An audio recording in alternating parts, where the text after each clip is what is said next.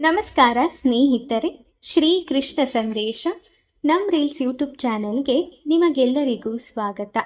ಕಷ್ಟದ ಸಮಯದಲ್ಲಿ ದೇವರು ಏಕೆ ಮೌನವಾಗಿದ್ದಾನೆ ಎಂದು ಕಣ್ಣೀರಿಡಬೇಡಿ. ನಿಮ್ಮ ಬೆನ್ನ ಹಿಂದೆ ಮಾತನಾಡುವ ಜನಗಳ ಬಗ್ಗೆ ಗಮನ ಕೊಡಬೇಡಿ. ಅವರಿಗೆ ನಿಮ್ಮ ಮುಂದೆ ಬಂದು ಮಾತನಾಡುವ ಧೈರ್ಯ, ಯೋಗ್ಯತೆ ಇಲ್ಲ. ನೀವು ನಿಮ್ಮ ಗುರಿಯ ಕಡೆಗೆ ಮುಖ್ಯವಾಗಿ ಸಾಗುವುದನ್ನು ಕಲಿಯಿರಿ. ಜೊತೆಯಾಗಿರುವುದಕ್ಕೆ ಗಟ್ಟಿಯಾದ ಭರವಸೆ ಬೇಕು. ದೂರವಾಗುವುದಕ್ಕೆ ಚಿಕ್ಕದಾದ ಸಂಶಯಗಳೇ ಸಾಕು. ಯೋಚಿಸಿ ನೋಡಿದರೆ ಇಲ್ಲಿ ಎಲ್ಲರೂ ನಮ್ಮವರೇ, ಆದರೆ ಚಿಂತೆ ಮಾಡಿ ನೋಡಿದರೆ ಇಲ್ಲಿ ಯಾರೂ ನಮ್ಮವರಲ್ಲ.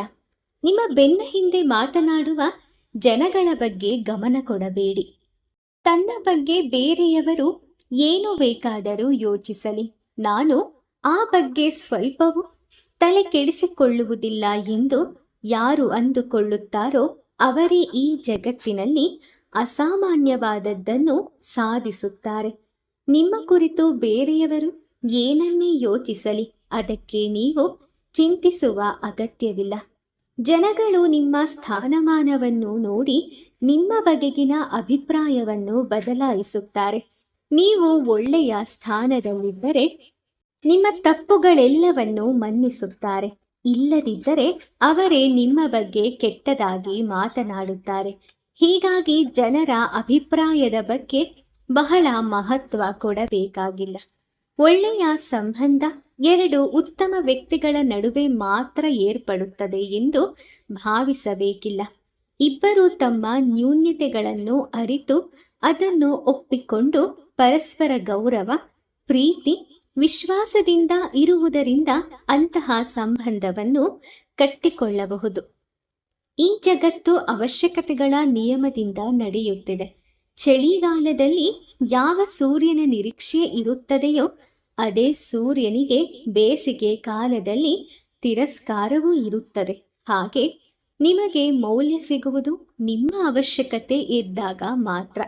ಜೀವನ ಗೋಣಿ ಚೀಲದಂತೆ, ಚೆಂದವಿದ್ದಾಗ ಎಲ್ಲರೂ ತುಂಬುವರು, ಕಟ್ಟಿಟ್ಟು ಅಟ್ಟಕ್ಕೂ ಏರಿಸುವರು, ಅಲ್ಲಲ್ಲಿ ಹರಿದಾಗ ಕಾಲಿನ ಅಡಿಗೆ ಹಾಕುವರು. ಭಯ ಇಲ್ಲದವನನ್ನು ಸಮುದ್ರಕ್ಕೆ ಎಸೆದರೂ ಬದುಕಿ ಬರುತ್ತಾನೆ, ಆದರೆ ಭಯ ಇರುವವನನ್ನು ತೊಟ್ಟಿಗೆ ಹಾಕಿದರೂ ಹೆದರಿ ಪ್ರಾಣ ಬಿಟ್ಟು ಬಿಡುತ್ತಾನೆ.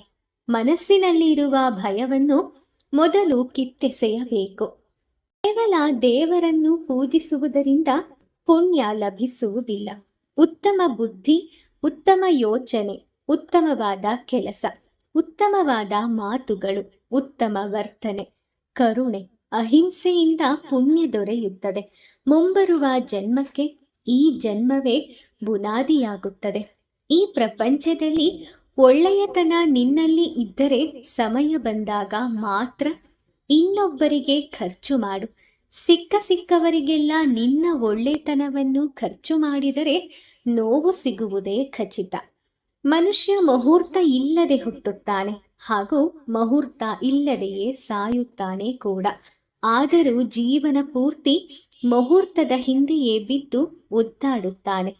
ಪ್ರತಿ ವಸ್ತುವಿಗೂ ಬೆಲೆ ಕಟ್ಟುವಷ್ಟು ಸಿರಿವಂತನಾಗು, ಆದರೆ ಪ್ರತಿಯೊಬ್ಬರ ಭಾವನೆಗಳಿಗೆ ಬೆಲೆ ಕೊಡದಷ್ಟು ಬಡವನಾಗಬೇಡ.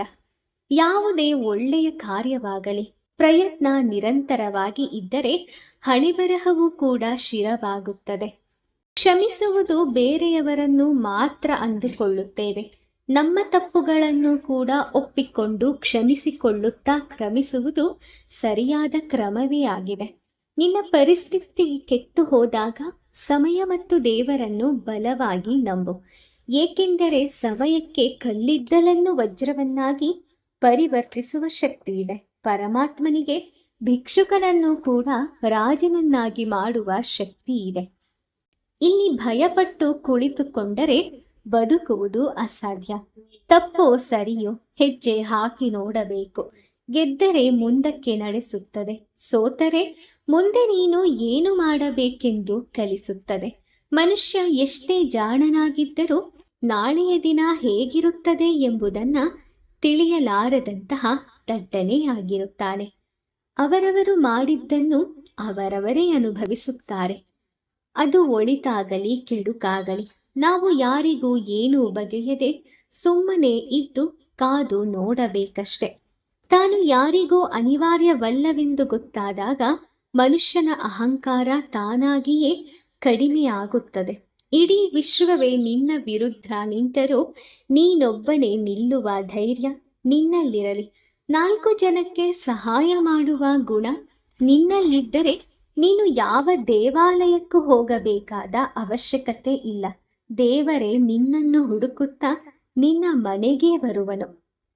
ನಿಂದಿಸಿದರೆ ನಿಂದಿಸಲಿ ಬಿಡು, ಆರೋಪಗಳ ಹೊರಿಸಲಿ ಬಿಡು, ನೋಯಿಸಿದರೆ ನೋಯಿಸಲಿ ಬಿಡು, ಶಪಿಸಲಿ ಬಿಡು, ಮನ ಬಂದಂತೆ ಕೂಗಾಡಲಿ ಬಿಡು, ಸುಮ್ಮನಿದ್ದು ಬಿಡು. ಅವರವರ ಬುದ್ಧಿ ಅವರ ಹೆಗಲಿಗೆ ನೊಂದುಕೊಳ್ಳದಿರು, ಮರುತ್ತರ ನೀಡದಿರು, ಸುಮ್ಮನಿದ್ದು ಬಿಡು, ದೇವರಂತಿದ್ದು ಬಿಡು, ಕೊನೆಗೆ ದೇವರೇ ಆಗಿಬಿಡು. ಜೀವನದ ಸತ್ಯ ಮಂತ್ರಗಳು ಇವು. ಜ್ಞಾನ ಭಯಗೊಳ್ಳಲು ಬಿಡುವುದಿಲ್ಲ, ಆಧ್ಯಾತ್ಮ ಮೋಹಗೊಳ್ಳಲು ಬಿಡುವುದಿಲ್ಲ, ಸತ್ಯ ದುರ್ಬಲಗೊಳ್ಳಲು ಬಿಡುವುದಿಲ್ಲ, ಪ್ರೇಮ ಅಸೂಯೆ ಪಡಲು ಬಿಡುವುದಿಲ್ಲ, ವಿಶ್ವಾಸ ದುಃಖಿಯಾಗಲು ಬಿಡುವುದಿಲ್ಲ, ಕರ್ಮ ಸೋಲಲು ಬಿಡುವುದಿಲ್ಲ.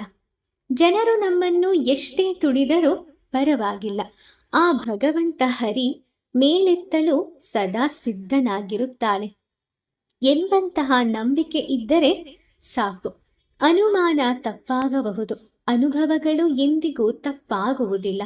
ಅನುಮಾನ ಕೇವಲ ನಮ್ಮ ಮನಸ್ಸಿನ ಕಲ್ಪನೆ, ಅನುಭವ ಜೀವನದಲ್ಲಿ ನಾವು ಕಲಿತ ಪಾಠ. ಬೆಳಕಿನಲ್ಲಿರುವಾಗ ಒಬ್ಬರಿಂದೊಬ್ಬರು ಸಿಗುತ್ತಲೇ ಇರುತ್ತಾರೆ. ನೀನು ಹುಡುಕಾಡಬೇಕಾಗಿರುವುದು ನಿನ್ನವರನ್ನು, ಕತ್ತಲೆಯಲ್ಲಿ ಯಾರು ಜೊತೆಯಾಗಿದ್ದವರು ಎಂದು. ಕಠಿಣ ಸಂದರ್ಭಗಳಲ್ಲಿಯೇ ನಮ್ಮ ನಿಜವಾದ ಸಾಮರ್ಥ್ಯ ಅನಾವರಣಗೊಳ್ಳುವುದು. ಎಷ್ಟು ಕಷ್ಟಗಳು ಬರುತ್ತವೆಯೋ ಅಷ್ಟು ಕ್ರಿಯಾಶೀಲರಾಗಬೇಕು. ಜ್ಞಾನದಿಂದಲೇ ಈ ಲೋಕದಲ್ಲಿ ಸುಖ ಹಾಗೂ ಪರಲೋಕದಲ್ಲಿ ಮುಕ್ತಿ ದೊರೆಯುವುದು. ಜ್ಞಾನವೇ ಇಲ್ಲದಿದ್ದರೆ ತನಗೆ ಸಿಕ್ಕಿರುವ ಸಕಲ ವಸ್ತುಗಳು ವ್ಯರ್ಥವಾಗಿ ಬಿಡುತ್ತದೆ. ಜೀವನದಲ್ಲಿ ಪ್ರತಿಯೊಂದು ಅವಕಾಶಗಳ ಲಾಭ ಪಡೆದುಕೋ, ಆದರೆ ನಂಬಿಕೆಯ ಲಾಭ ಯಾವತ್ತಿಗೂ ಪಡೆಯಬೇಡ. ಅದು ನಿನ್ನ ಪಾಪವನ್ನು ಹೆಚ್ಚಿಸುತ್ತದೆ. ಎಚ್ಚರ. ಸ್ನೇಹಿತರೆ, ಈ ಸಂದೇಶಗಳು ನಿಮಗೆ ಇಷ್ಟ ಆಗಿದ್ದರೆ ವಿಡಿಯೋನ ಲೈಕ್ ಮಾಡಿ, ಶೇರ್ ಮಾಡಿ, ಹಾಗೆ ನಿಮ್ಮ ಅನಿಸಿಕೆಗಳನ್ನು ಕಮೆಂಟ್ ಮಾಡಿ. ಇದೇ ರೀತಿಯ ಉತ್ತಮ ಸಂದೇಶಗಳನ್ನು ತಿಳ್ಕೊಳ್ಳೋಕ್ಕೋಸ್ಕರ ನಮ್ಮ ರೀಲ್ಸ್ ಯೂಟ್ಯೂಬ್ ಚಾನಲ್ಗೆ ಸಬ್ಸ್ಕ್ರೈಬ್ ಮಾಡ್ಕೊಳ್ಳಿ. ಮುಂದಿನ ವಿಡಿಯೋದಲ್ಲಿ ನಾನು ನಿಮ್ಮನ್ನು ಮತ್ತೆ ಇನ್ನೂ ಉತ್ತಮ ಸಂದೇಶಗಳೊಂದಿಗೆ ಪುನಃ ಭೇಟಿ ಮಾಡ್ತೀನಿ. ಓಂ ಶ್ರೀ ಕೃಷ್ಣಾಯ ನಮಃ. ಆ ಕೃಷ್ಣ ಪರಮಾತ್ಮ ನಿಮ್ಮೆಲ್ಲರಿಗೂ ಒಳ್ಳೆಯದನ್ನು ಮಾಡಲಿ. ಧನ್ಯವಾದಗಳು.